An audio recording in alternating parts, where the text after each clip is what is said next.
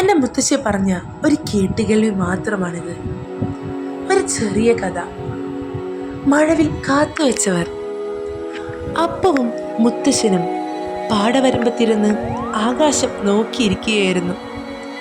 മഴ പെയ്ത് തോർന്നതേയുള്ളൂ. മുത്തശ്ശ, എന്താ മഴവിൽ വരാത്തത്? അപ്പു വിഷമത്തോട് ചോദിച്ചു. മുത്തശ്ശൻ ചിരിച്ചുകൊണ്ട് അവൻ്റെ കയ്യിലുണ്ടായിരുന്ന ഒരു ചെറിയ ഗ്ലാസ് വെള്ളത്തിലേക്ക് വെയിൽ വരുന്ന രീതിയിൽ അവന് കാണിച്ചു കൊടുത്തു. മോനെ, ആകാശത്ത് മാത്രമല്ല മഴവിലുണ്ടാകുന്നത്.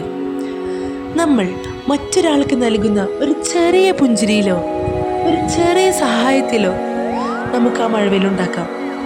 അപ്പോഴാണ് അപ്പുറത്തപ്പറമ്പിൽ വീണുപോയ വിറക് കെട്ടികൾ അടുക്കി വയ്ക്കാൻ കഷ്ടപ്പെടുന്ന ജാനകി അമ്മൂമ്മനെ അവൻ കണ്ടത്.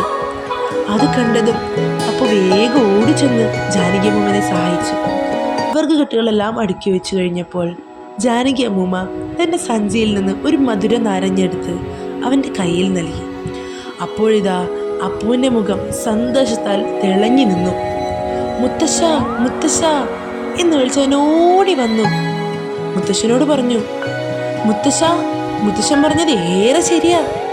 ജാനകി അമ്മൂമ്മ എന്നെ നോക്കി ചിരിച്ചപ്പോൾ എൻ്റെ ഉള്ളിലും ഒരു മഴവിൽ തന്നെ വിരിഞ്ഞു. മുത്തശ്ശൻ അവനെ ചേർത്ത് പിടിച്ചു.